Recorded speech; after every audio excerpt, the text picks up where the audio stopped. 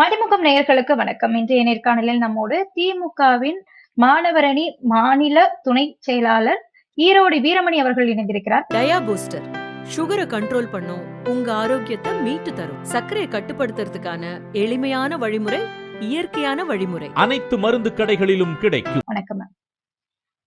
வணக்கம். திருப்பரங்குன்றம் தீபம் அது இப்போ ரொம்ப பெரிய பேசு பொருளாக மாறி இருக்கு. இதுல மலை உச்சியில தான் தீபம் ஏற்றணும் அப்படின்னு சொல்லிட்டு உயர்நீதிமன்ற நீதிபதி ஒரு உத்தரவு வழங்கியுமே தமிழ்நாடு அரசும் சரி, காவல்துறையும் சரி, அதே கோவில் நிர்வாகமும் அதை மதிக்காம உச்சி பிள்ளையார் கோவில்ல இந்த தீபத்தை ஏற்றிருக்காங்க. இது அரசு கடமையை செய்ய தவறியதா? இன்னைக்கு நீதிமன்றத்துல 2 நீதிபதிகள் கொண்ட அமர்வு ஒரு கருத்து தெரிவிச்சிருக்காங்க. இந்த கருத்தை எப்படி பாக்குறீங்க? அரசு அப்படிங்கிறது மக்களுக்காக, மக்களால் இயற்றப்பட்டது அப்படின்னு தான் நம்ம பார்த்திருக்கோம். ஸோ மக்களுக்கு, மக்கள் மனது, அதாவது அமித்ஷா அவர்கள் சொன்னாங்க இல்லையா, அதே மாதிரி 2018 பெண்கள் சபரிமலைக்கு போகலாம் அப்படின்னு சொன்ன அந்த தீர்ப்பை அமித்ஷா எப்படி எடுத்துக்கிட்டாரு? மக்கள் நம்பிக்கையை புண்படுத்தக்கூடிய தீர்ப்புகளை நீதிபதி வழங்கக்கூடாது அப்படின்னு சொன்னாங்க இல்லையா, அதேதான், அதே கான்செப்ட்ல நம்மளும் எடுத்துக்கலாம். ஏன்னா தமிழ்நாடு மண் அப்படிங்கிறது அழகிய பூமி, ரொம்ப அமைதியான, அன்பு நிறைந்த ஒரு மண், திராவிட மண். அப்படி இருக்கும் பொழுது இங்க மக்களுக்கு, மக்களுடைய நம்பிக்கைக்கு இவங்க ஏதாவது தீங்கு விளைவிப்பாங்க அப்படின்னா, நீதிபதியை தாண்டி நம்மளுடைய இந்த திமுக ஆட்சி ஒரு முடிவெடுக்கும் என்றால் அது மக்களுக்கான ஒரு தீர்ப்பாக தான் அமைந்திருக்கு. இது மக்களால் வரவேற்கப்பட்டிருக்கு. இது திராவிட முன்னேற்ற கழகத்தின் ஒரு தனிப்பட்ட ஒரு கருத்து அப்படின்னு நம்ம எடுத்துக்க முடியாது.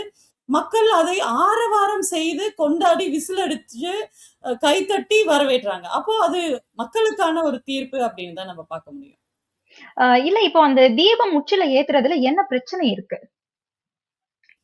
ஏங்க, அந்த மலை அப்படின்னு பாத்தீங்கன்னா ரொம்ப அழகாக இருக்கு. இன்னைக்கு அந்த வீடியோ பாக்குறோம். அதுல பாத்தீங்க அப்படின்னா இந்த பக்கம் உச்சி பிள்ளையார் கோயில், இந்த பக்கம் முருகர் கோயில்.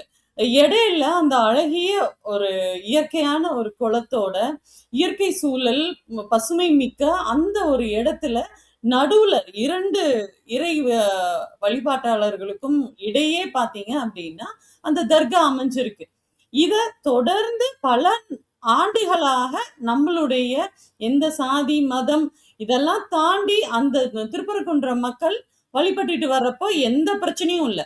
2026 தேர்தல் வரும் பொழுது மட்டுமே இந்துக்கள் தான் இவங்களுக்கு கண்ணுக்கு தெரியுது, தமிழ்நாடு மக்கள் இவங்களுக்கு கண்ணுக்கு தெரியுது.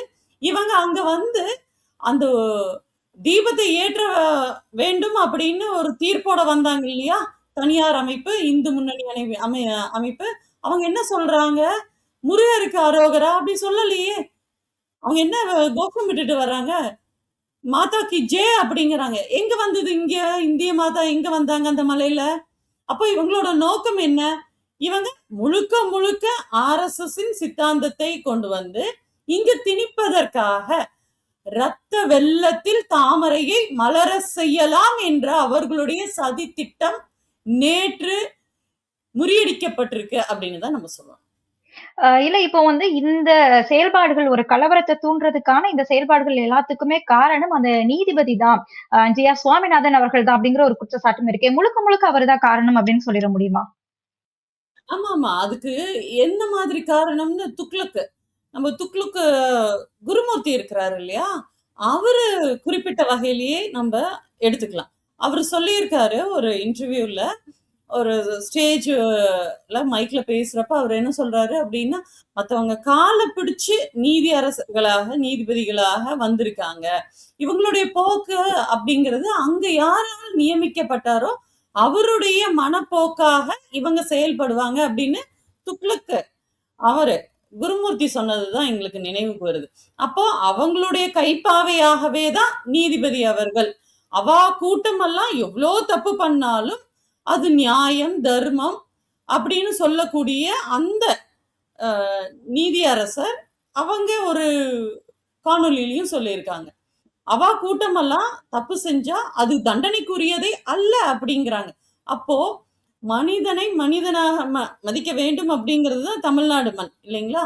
அப்படி இருக்கும்போது இவா கூட்டமெல்லாம் செய்ததெல்லாம் குற்றம் இல்லை அப்படிங்கிற மனப்போக்குல இருந்தாங்கன்னா அவளுக்காகவே கைத்தடியாக இவரு வேலை செய்யறாரு. அதனுடைய விளைவு தான் நேற்று அங்க, அதாவது தர்கா கிட்ட இருக்கக்கூடிய நில அளவை அந்த கல்லுல இவங்க போய் தீபம் ஏற்றணும். அதனால 2 மதத்துக்கும் சண்டை வரணும். ஏன்னா சகோதரத்துவத்தோடு இங்க ஒரு சமூக நீதி ஆட்சி நடந்துகிட்டு இருக்கு. அது எப்படியாவது ஒரு கலவர பூமியாக மாற்ற வேண்டும். இந்த அமைதி பூங்காவை சுடுகாடாக மாற்றி அதில் பாசிச பாஜக குளிர்காய வேண்டும் என்பதற்காக திட்டமிட்ட சதி முறியடிக்கப்பட்டிருக்கு தமிழ்நாடு அரசினால். இல்ல அந்த தூண் அப்படிங்கிறது சர்வே தூண் அப்படின்னு ஒரு பக்கம் சொல்லப்படுது. இருந்தாலுமே அது வந்து கோவில் சார்ந்த ஒரு இடம் தானே, அது தர்கா சார்ந்த இடம் கிடையாது. என் காம்பவுண்ட் செவுத்துல நீங்க ஏங்க வந்து தீபம் ஏத்துறீங்க? என் காம்பவுண்ட்ல நான் எனக்கு ஏத்திக்கிறதுக்கு எனக்கு தெரியும். நீங்க ஏன் வர்றீங்க? உங்க வீட்டுல நீங்க ஏத்துங்க. இல்ல அந்த தூண் வந்து கோவில் சார்ந்தது தானே, தர்கா சார்ந்ததா இல்ல கோவில் சார்ந்ததா அந்த தூண்?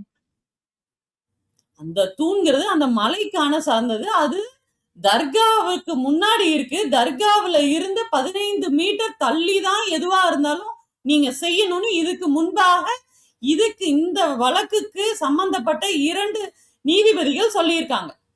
அந்த 2 நீதிபதிகளுமே வந்து அந்த தர்கா கிட்ட போய் நீங்க எந்த பிரச்சனைகளும் பண்ண வேண்டாம், அங்க வந்து நீங்க தீபாவளி ஏற்ற வேண்டாம்னு சொல்லி இருக்கு. இந்த நிலையில இந்த நீதிபதி மட்டும், சாமி மட்டும் வந்து இவங்களுடைய என்ன ஓட்டம் என்னவோ அதற்கு தகுந்தாற் போல ஒரு தீர்ப்பை கொடுத்து, கூடவே வந்து நீதிமன்ற காவல் படைய அனுப்பி அவங்க பண்ணல அப்படின்னா இவங்களை வச்சு நீங்க பண்ணுங்க அப்படின்னா, இது 2 காவல்துறைக்கும், அதாவது தமிழ்நாடு காவல்துறைக்கும் நீதிமன்ற காவல் படைக்கும் இடையே வந்து இவங்க சண்டையை மூட்டி விட்டு இவங்க அந்த ஒரு பிரச்சனை எப்படின்னா திமுக ஆட்சியில வந்து சட்ட ஒழுங்கு சரியா இல்லை அப்படிங்கிறத இவங்க பேசு பொருள் ஆக்கணும். ஏன்னா இவங்க நினைக்கிறது தான் மக்கள் சிந்திக்கணும், இவங்க நினைக்கிறது தான் மக்கள் பேசணும், அதுதான் செய்தியாக வெளியில வரணும் அப்படிங்கிற இவங்களுடைய திட்டம் நேத்து வந்து முறியடிக்கப்பட்டிருக்கு. இல்ல நம்ம வந்து சிஐஎஸ்எஃப் அவங்கள வந்து பாதுகாப்பு படையினரை அனுப்பியிருக்காங்க அப்படிங்கிறது ஒரு குற்றச்சாட்டா இருந்துட்டு இருக்கு. பட் இன்னைக்கு நீதிமன்றத்துல அவங்க என்ன ஒரு வாதத்தை எடுத்திருக்காங்கன்னா, நாங்க அவங்களை வந்து பாதுகாப்புக்கு தான் அனுப்பியிருக்கோம், அங்க யாரையும் தண்டனை நாங்க யாருக்குமே கொடுக்கல, யாரையும் தண்டிக்க அனுப்பல அப்படின்னு சொல்லியிருக்காங்க. ஏங்க அந்த இடத்துல உங்களுடைய நீடு எங்களுக்கு தேவையே இல்லை. நீங்க யார பாதுகாக்கிறீங்க? அந்த பாரத் மாதா கி ஜே அப்படிங்கிறவங்கள நீங்க பாதுகாக்கிறீங்க. எங்க மக்களுடைய உணர்வை பாதுகாப்பு பண்றதுக்காக அங்க பேரிகேட் வச்சிட்டு இருக்க அந்த போலீஸோடைய மூக்கு உடைப்படுது, தலையை உடைக்கிறாங்க. போலீஸ் காவலர்களுடைய அவங்களுக்கே பாதுகாப்பு இல்லாத அளவுக்கு இவங்க இவ்வளவு தள்ளுமுள்ளு பண்றாங்க. இத்தனை ஆண்டுகள் இல்ல ஏங்க, போன வருஷம் இல்ல ஏங்க, அதுக்கு முந்தின வருஷம் இல்ல, 2026 தேர்தல் வந்தோனையும் இவங்க இதெல்லாம் தூக்கிட்டு வராங்களே. நான் ஒண்ணு கேக்குறேன், எய்ம்ஸ்ல அந்த ஒத்த கல்ல தவிர நீங்க வேற என்ன வேலை செஞ்சிருக்கீங்க? மதுரைக்கு நீங்க மெட்ரோ ரயில் திட்டத்தை கொண்டு வர்றதுக்கு வக்கு இல்லை. ஆனா நீங்க இதை எல்லாத்தையும் கொண்டு வந்து எங்களுடைய சகோதரத்துவத்தை, இங்க ஒரு அமைதி பூங்காவை சீர்குலைக்க வேண்டும் என்ற உங்களுடைய திட்டம் எதற்கு? மதுரைக்கு இதெல்லாம் நாங்க நல்ல திட்டம் பண்ணியிருக்கோம், இதை வச்சு நீங்க ஓட்டு வாங்குறதுக்கு உங்களுக்கு வழி இருக்கா? இல்ல. அப்போ நாங்க சப்மிட் பண்ண அந்த பேப்பர்ஸையும் நீங்க ரிஜெக்ட் பண்றீங்க. மெட்ரோ ரயில் திட்டத்தை ரிஜெக்ட் பண்ணிட்டு இன்னைக்கு எப்ப பாரு இந்து இந்து இந்துங்கிறீங்களே. எந்த இந்துவாவது உங்க கூட இருந்தாங்களா? அங்க இருக்க அந்த 10 பேரை தாண்டி மதுரையில இந்துக்களே கிடையாதா? மதுரை இந்து மக்கள் யாருமே இவங்களுக்கு ஏன் துணை போகல? அவங்களுக்கு தெரியும் எப்படி இணக்கமாக இஸ்லாமிய சகோதரர்களோடு இவங்க இணங்கி ஒரு பழகுமுறையில இருக்காங்க அப்படின்னு. ஏன்னா நம்ம பூஜை பண்ணிட்டு இருக்கப்போ இஸ்லாம் சகோதரர் வந்து தூவம் போட்டு அவங்களுக்கு அந்த வழிபாடுகளுக்கு இன்னும் வந்து உற்சாகம் ஊட்டிட்டு போகிறாரு. ஒருத்தர் ஆற தழுவிக்கிறாங்க. அப்படி இருக்கும் நிலையில இவங்க 2 மதத்தையும் உடைக்கணும். ஏன்னா இஸ்லாம் சகோதரர்கள் திராவிட முன்னேற்ற கழகத்துக்கு என்னைக்குமே வந்து ரொம்ப உறுதுணையாக இருக்கக்கூடிய அந்த சமுதாயம். அவங்களுடைய வாக்குகளை இவங்களுக்கு தேவையில்லை. சப்போஸ் இஸ்லாமிய சகோதரர்கள் RSS பாஜகவுக்கு வாக்களிப்பாங்க அப்படின்னா இவங்களே அவங்களுக்கு பாதுகாப்புக்கு கொடுக்கக்கூடிய ஒரு கட்சியாக பாஜக இருக்கும். அதெல்லாம் தாண்டி இவங்களுக்கு அவங்க வேண்டாம். அவங்களுக்கு தேவை இந்தியா கிடையாது, இந்து ராஷ்டிரம். அதுதான் அவங்களுடைய திட்டம். ஆனா திமுக வந்து இந்து அறநிலையத்துறையை கையில வச்சுட்டு அவங்களுக்கு எதிரா ஒரு வழக்கு தொடுத்திருக்காங்க அப்படிங்கிற ஒரு குற்றச்சாட்டு முன்வைக்கிறாங்களே.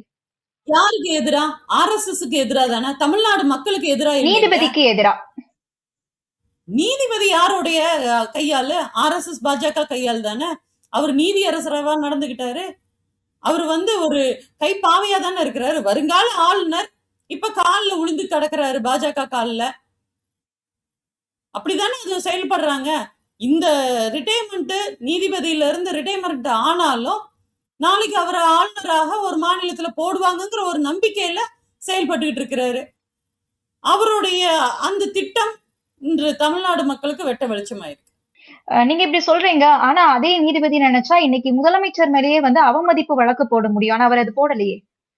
அதாவது பிரச்சனைகள் எப்படி ஃபேஸ் பண்ணும். அதாவது ஹெச் ராஜா வந்து 2021 ஆட்சி அமைத்த பொழுது சொன்னாங்களா, ஸ்டாலின் இஸ் மோர் டேஞ்சரஸ் தேன் கருணாநிதி அப்படின்னு.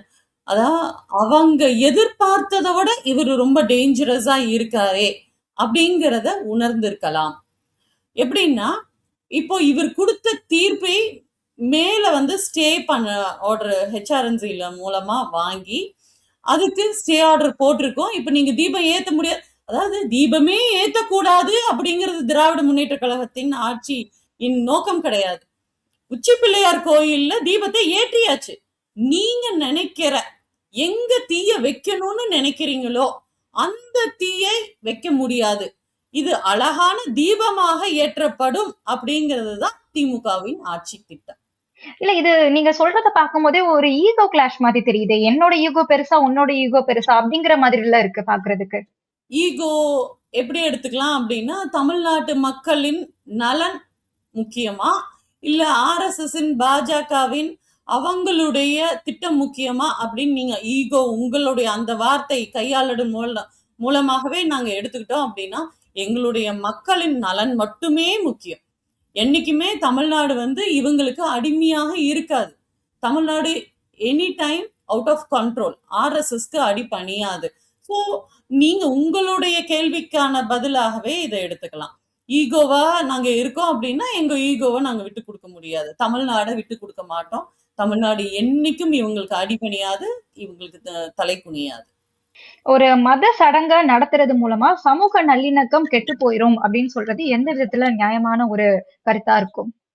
இது பாரம்பரியமா இப்போ ஒரு அந்த திருப்பரங்குன்றத்துல போய் மக்கள் அங்க இருக்கக்கூடிய அந்த பகுதியில வாழக்கூடிய மக்கள்கிட்ட உங்களுடைய தொலைக்காட்சியே போய் ஒரு கையெழுத்து இயக்கம் நீங்க ஆரம்பிங்க.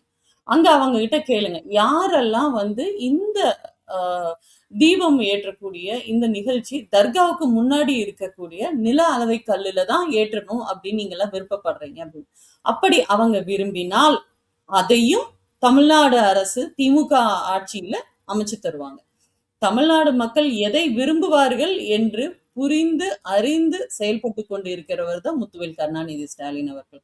அப்படி இருக்கும் பொழுது மக்கள் மனதில் எந்த ஒரு பாகுபாடும் இல்லாமல், அவங்களுக்கு எந்த வேறுபாடும் இல்லாமல் ஒருத்தருக்கு ஒரு சகோதரத்துவத்தோடு வாழ்ந்து கொண்டிருக்கக்கூடிய இந்த மண்ணுல இவங்களுடைய இந்த தீய சக்திகள் இங்க ஊடுருவலாம் என்ற திட்டத்தை ஒருபோதும் நம்மளுடைய முத்துவேல் கருணாநிதி ஸ்டாலின் அவர்கள் அனுமதிக்க மாட்டார்.